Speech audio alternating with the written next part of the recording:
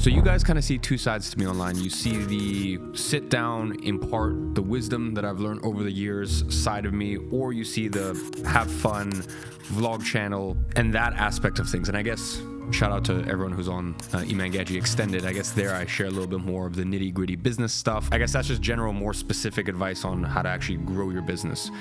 Now, it's crazy because you can look over my YouTube and you can see me talk about everything over the space of, 9 years now? You'll be able to see every step of the process. And up until about 2 years ago, I shared everything. I shared wins, losses, I shared opening companies, I shared when companies weren't doing well, when they were doing amazing, just everything. I was so transparent. And that was about 2 years ago where I made the decision that a lot of the stuff I was talking about just didn't feel very relatable anymore, and I just didn't know whether it really served you at your stage and where you were at. And to be honest, I still don't know if this video is going to serve you, but I want to try it out. I want to see what is it like if I share, even just once a month or twice a month, authentically, what does a few days in my life or a full day in my life look like? What are the challenges real time that I'm going through right now? Because I don't want you guys to get twisted. On the main channel, I post fun vlogs. On the unscripted channel, I post fun vlogs. But for me, that's my way to give you guys inspiration. And I think it's inspirational when you watch my old videos from 7 or 8 years ago and you're like, wow, everything he said he was going to do, he did.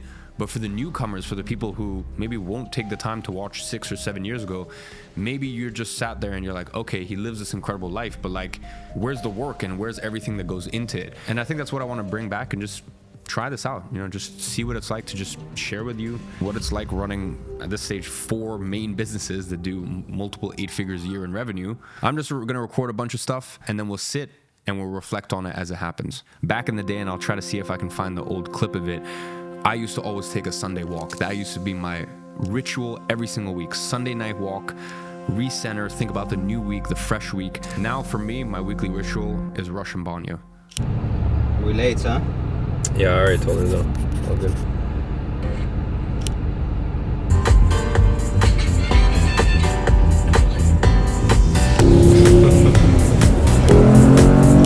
You can't.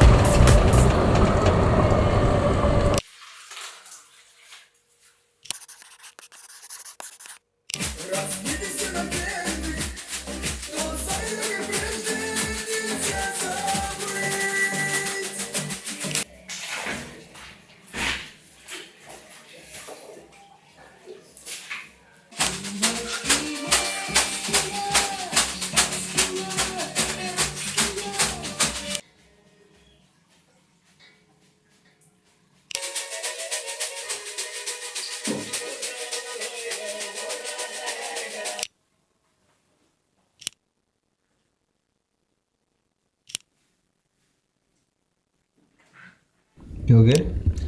Yeah. Some big day electrolytes.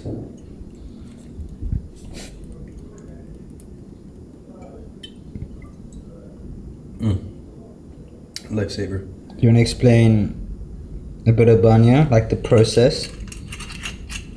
Yeah, so normally you'll come in, you'll warm up, so you go in the sauna for 10 minutes. You go in the Banya for 10 minutes. 80, 90 degrees Celsius. Yeah, 80, 90. Nothing super crazy. But yeah, you'll go in, 80, 90, warm up a bit, then you'll come out, or at least our routine, have a little bit to drink, some tea, some kvass, some electrolytes, and then that's when the real fun starts. Then you go in maybe for 10, 15 minutes, the banchiks are just hitting you with the leaves. The leaves are, were they pine leaves? Anyways, they have pine leaves, they're hitting you with the pine leaves. Obviously the air, they're putting more water, which creates more steam, and then they're airing it on you, so it gets super, super hot. So you're doing that for 15 minutes. Then you'll go from there, you'll jump in the cold, and cold's about 6 degrees. You'll stay in there for a few minutes. 3. Is it 3 minutes? 3 minutes. You asked? Yeah. And then they'll pour, that's the worst part. When they pour hot water over your head, then cold water, then they tell you, then they start mixing the water so you feel the real temperature of the water, and then dunking your head and all this stuff, and then yeah, you'll go back in if you want to. We do 2 rounds, to be honest, I think I'm probably good to start doing 3 rounds. And then yeah, you do the same thing again. And then come out. Then we usually chill. On the haystack. On the haystack. And then we go in and we do salt scrub. Yeah.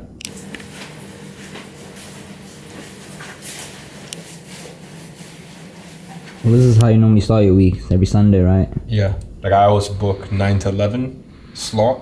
So this is literally the latest slot they can do. In fact, they keep it open for us. Most of the time. So yeah, do that, and then after this, sleep like a baby, and then hit the fresh week strong. Wake up Monday feeling fucking alive, alert, and ready. So now that I had all of the toxins beat out of me from my trip to Saint-Tropez, then we move on to a work week. Now what you're about to see is a call with the owner of a very large multi-nine-figure, I can't technically say what company it is. And his point is, we have been in discussions for almost a year now about me taking a very large stake in this business and investing in this company. And now we finally come to an agreement, and we're basically signing off on the paperwork and moving forward with things. So for as much as I can, let me give you a little insight into it. Hello. Yo. How you been? Good, you? Good. Busy, but can't complain. Nice plan. Thank you. I was away for a couple months. I think it's fake. No, it's real. No, I was away for a couple months. I told my team to, in the Dubai setup, do a new background and a couple new sets and stuff like that. Nice. Nice to have some greenery in here. I know you're a fan. Yeah. The only thing basically is just the mobile app. Or like the App Store, free trial, the fact we can run stuff through App Store, but we're still testing the efficacy of that. Okay. Our vlog channel is like killing it. We get like 500,000 views per video on the vlog channel, and that's only with like 280,000 subs. We have an extended channel that's like step by step, very clear, like do this, do that, technical content. And every single thing comes with like a 5-page download that people get, and plug and plays, and like it's super technical. My team spends like a week producing all that. But if you only had annual on the launch, then you would just have everything open to them. You only need the other one when you offer monthly. Correct. Yeah. I mean, we can probably do a lot of this by the launch, like even the nice to haves, but I just want to make sure I know what the actual requirements are, the things that would block it. Now, after that call, I just had a little moment of reflection. I just had, I have thoughts like these all the time. Like I have times where I just sit with myself for 5 minutes and I just think through things. And my goal with these kind of videos is just to give you a little insight as to what's going on in my mind. So this is pretty much my reaction coming straight off the back of that call. All right, guys, so it is midnight now. I just wrapped up with my call with the business that I'm going to be acquiring and basically buying into to become a co-owner. So this business is currently worth, I guess I can't say the specific amount, but I'm coming in at a valuation of hundreds of millions of dollars. Obviously, it will be announced in the future. I just can't really announce it right now. There's not too much I can say. I think when I announce it, it's definitely going to be quite interesting for people to hear about. It rolls into some of my existing software companies, and there's not too much I can talk about this right now. But honestly, this is a lot of my days, especially when I'm in Dubai. A lot of my days are have calls until about 12 o'clock. I didn't record earlier, but at 4 o'clock, I had a call with my entire team at Big Day. So yeah, that was a long call going over samples for our new electrolytes, going over a few other product SKUs.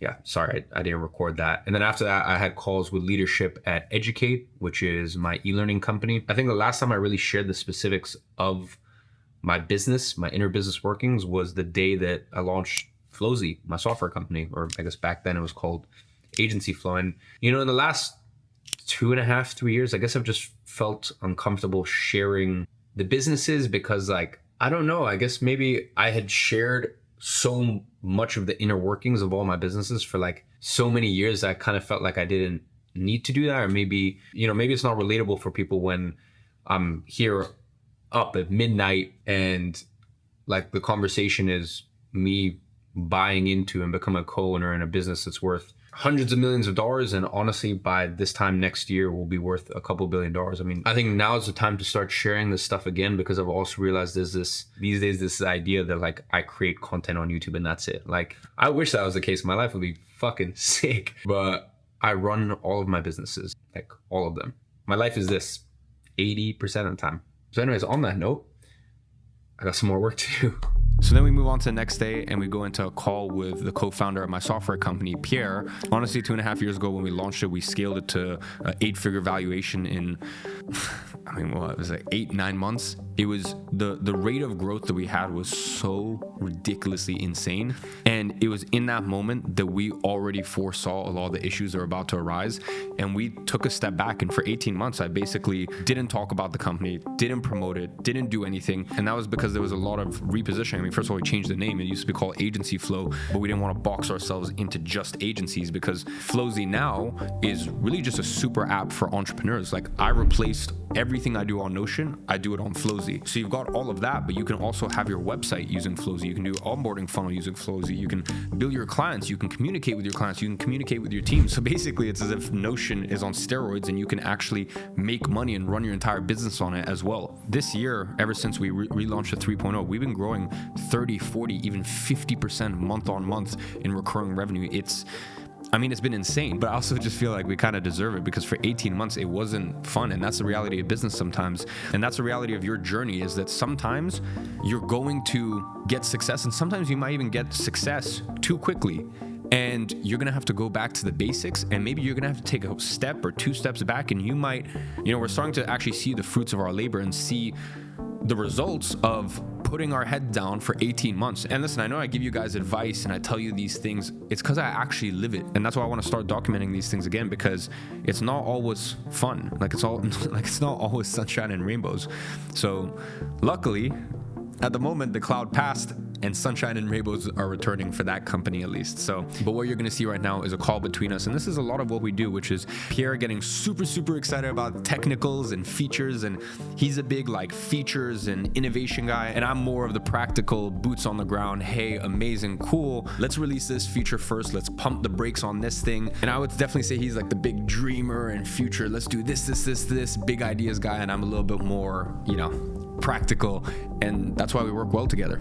We wanted this idea of having all of those features that could do all of the things that we wanted to do. So we had to go really fast to get them done, and now they're done, and now we just really want to make sure they actually work really well and stuff like that. So we added some additional calls, daily calls. So now we've got the onboarding call that everyone can take with Isabel, and that's just how to build your website, all the stuff. And now we have another call that gets triggered 7 days after they close the first pop-up. How we have a little header that says prompts you to join a call. When you close that, 7 days later, you now receive another one, which is an advanced one on how to do automation, managing tasks and funnels and that kind of stuff, to get them to actually start using the tool a bit more. So later on in the day after that call, another meeting I had that I decided to record was a call talking about the integration between Flozy and Agency Accelerator, because it's this beautiful thing where I own this platform where 30,000 agencies have become paid subscribers to date. And because I'm a co-founder in it, I can merge it with Agency Accelerator and basically just create a bunch of synergies there, where with Agency Accelerator, honestly, hands on heart, we created the best training that has ever been made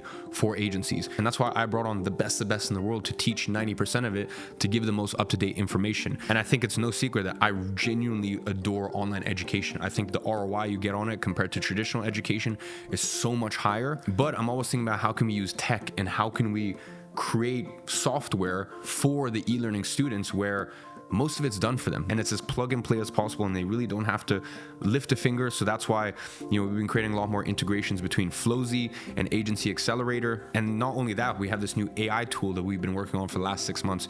So we're looking to put that all together, and I guess it's a pretty big announcement, but by the end of the year, I have no intention of selling programs anymore. I'm basically just going to start making the courses free and only charge for the software. The specific link will give them access to these flows, and every single person will have their individual flow. We'll be able to communicate with them inside of the chat as well, things like that. Let me just explain what you can see here. So the Flozy pre-built agency suite, basically everything that we can build out for them, and there's a list of that, all of that here, we will build out. Yeah. And then for everything, like for example, the niche guidelines on how to choose your niche, where is that going to sit? So they have to choose a niche in stage 1. So that's one of the tasks. Therefore, there'll be a brain section note on how to actually go about that. So anything else you would like to see, Luis, that's been built? If we can do it, how we want to do it? I think the hardest part is always service delivery. Well, not necessarily the hardest part, but the part that people worry about the most, or like, oh, I don't know how to deliver the service. So anything that we can think to make that process easier, that's very, very useful. Now tomorrow I'm going to be flying to London. I'm going to take you with me first class, but not only first class, I'll show you guys how I travel. So I've worked incredibly hard, but don't get it twisted. I've been incredibly blessed in my life to be able to, you know, whenever I'm in Europe, pretty much most of the time I'm flying private. But one of the beautiful things about being in Dubai is you have Emirates. But not only do you have Emirates, which to me, honestly, I can tell you doing 6 hours private or 6 hours on first class, I would take first class any day of the week, except for one thing, the experience of flying private and basically the departure as well as the arrival aspect of it and the privateness of it. I think that's what's special. Now, anywhere in the world I go, I basically recreate that. Most people don't know this, but in airports, there's actually private sections of the airport and private terminals. Listen, obviously, it's more expensive to go to these places. You know, it's not like the first class lounge, like it's fully private. And you guys will see what it's like for me to travel tomorrow. But it's so nice. I just kick my feet up in the lounge, have some breakfast or whatever I want. They tell me the flight's ready. You get straight in the car. You drive straight to the plane. You get on the plane, your last one in the plane. Honestly, it's exactly like flying private. So on that note, I'm going to go to bed. Leave me some feedback down below. Let me know, is this stuff like too unrelatable for you, or do you guys actually enjoy seeing what I guess genuinely goes on behind the scenes 99% of the time? It's a new format for me, and if I'm going to be very honest with you guys, it's a very uncomfortable format for me because I'm sharing like really genuinely the nitty gritty of what's going on in the businesses, which isn't easy. It comes with complications. It also, like, I have to force myself to do this. So please leave me some feedback. Let me know if you guys like it. I'm going to rest up and I'll see you for tomorrow's flight to London. All right, guys, I'm going to take you along with me as I fly to London. So a little airport fit, nice and comfy. The flight, some loose pants, some Travis's. I'll throw on some slippers once I get on the plane. But yeah, as I said, listen, one of the biggest benefits of living in UAE is Emirates. It's just the best airline on earth. Now, there are some airlines that are nicer cabins. For example, Singapore Airlines, I would argue that that's nicer. But just the consistency with Emirates is unmatched. So yeah, I just got in the car. The private section for the commercial flights is about 25 minutes away from my house. So we'll just crank out a bit of work. I'm gonna have of course. Always gotta keep it stocked on hand. So yeah, time to crack open a big day, get through some work, and I'll see you guys once we get there.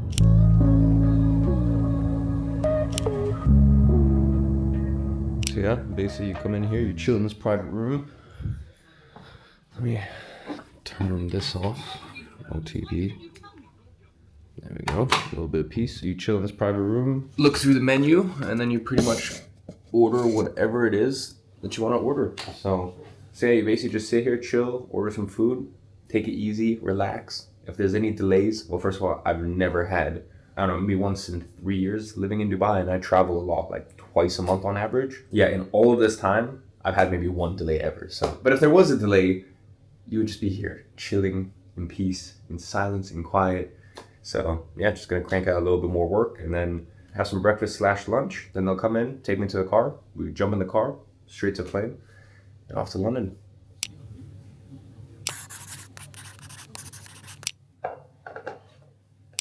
Anything else? No, that'll be all for now. Thank you. All right, so this is what we have for breakfast. We got double portion scrambled eggs, some fresh fruit. Probably end off with some dates. Dates are honestly God's gift. Whoa, that's way too high. God's gift to earth. So yeah, time to eat and get back to a few messages.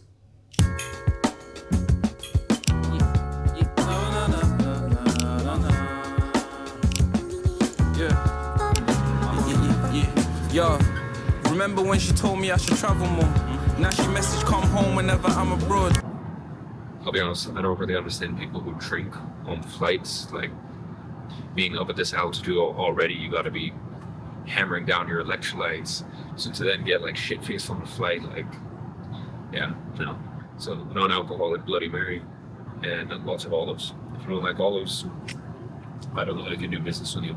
Don't trust that person that doesn't like olives. I hate the weed too hard. You send an 8-minute voice, come straight from the heart. I reply like, yo, whatever. When can you come get your stuff? I need this shit out the crib. I think it's bringing bad luck. Plug in, now you're lit. I pull the plug, now you're stuck. Dignity over her nut. Weak man out in the cut. How many doors are they shut?